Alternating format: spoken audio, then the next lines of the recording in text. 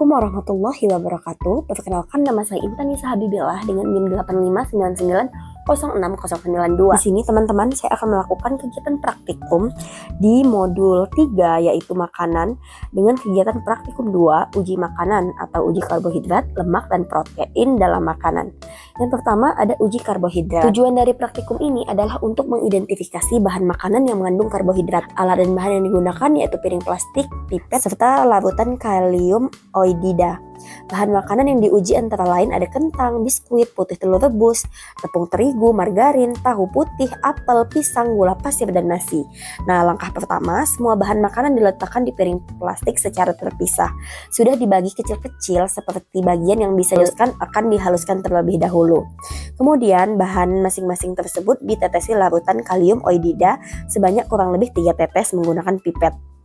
Uji karbohidrat ini ditandai dengan perubahan warna menjadi biru kehitaman yang menunjukkan adanya kandungan amilum. Berdasarkan hasil pengamatan, bahan makanan yang menunjukkan perubahan warna biru kehitaman di sini ada kentang, biskuit, tepung terigu, dan nasi. Hal ini menandakan bahwa bahan-bahan tersebut mengandung amilum atau karbohidrat. Sementara itu, bahan seperti putih telur, margarin, tahu putih, apel, pisang, dan gula pasir tidak menunjukkan perubahan warna yang signifikan sehingga tidak mengandung amilum.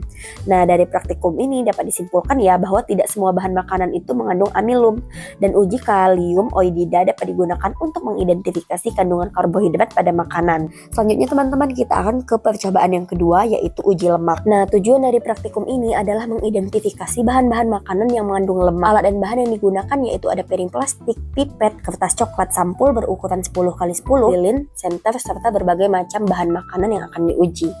Jadi ada langkah pertama, setiap bahan makanan itu diletakkan secara terpisah, kemudian masing-masing bahan dioleskan ke bagian kertas coklat yang berbeda. Setelah semua bahan dioleskan, kertas akan didiamkan selama kurang lebih 10 menit. Selanjutnya, kertas akan diamati dengan cara diterawang menggunakan cahaya senter atau lilin. Apabila ada kertas terlihat bekas noda transparan atau jejak minyak, maka bahan makanan tersebut mengandung lemak. Sebaliknya, jika tidak ada bekas, maka bahan tersebut tidak mengandung lemak. Nah, berdasarkan hasil pengamatan, bahan makanan yang meninggalkan noda transparan dinyatakan positif mengandung lemak ya. Nah, dari hasil praktikum yang saya lakukan ternyata bahan yang mengandung lemak atau ada noda transparan pada kertas coklat tersebut yaitu kemiri, margarin, kacang tanah, santan, minyak goreng, dan susu. Serta bahan-bahan seperti wortel, seledri, biji jagung kering, singkong kering, pepaya, dan air itu tidak mengandung jejak lemak. Nah, praktikum ketiga teman-teman ada uji protein. Pada praktikum ini saya akan melakukan uji protein yang mana tujuannya adalah untuk mengidentifikasi bahan makanan yang mengandung protein. Alat dan bahan yang sudah saya siapkan yaitu piring plastik, pipet, lilin, jepit, sendok, air kapur, larutan tembaga sulfat, serta beberapa bahan makanan putih telur rebus, roti, tempe, daging ayam, tepung terigu, gula pasir, dan sayuran seperti seledri dan kangkung. Jadi langkah pertama saya akan nyalakan lilin, kemudian bahan makanan dijepit dan dibakar di atas lilin. Yang pertama saya akan membakar bulu ayam. Jika wanginya spesifik seperti bulu ayam, dapat disimpulkan bahwa ternyata bahan makanan tersebut mengandung protein. Bahan yang mengandung protein akan menimbulkan bau seperti rambut atau bulu yang terbakar. Nah, dan dari praktikum saya, bahan seperti putih telur, tempe, daging ayam menunjukkan bau tersebut sehingga bahan-bahan tersebut mengandung protein.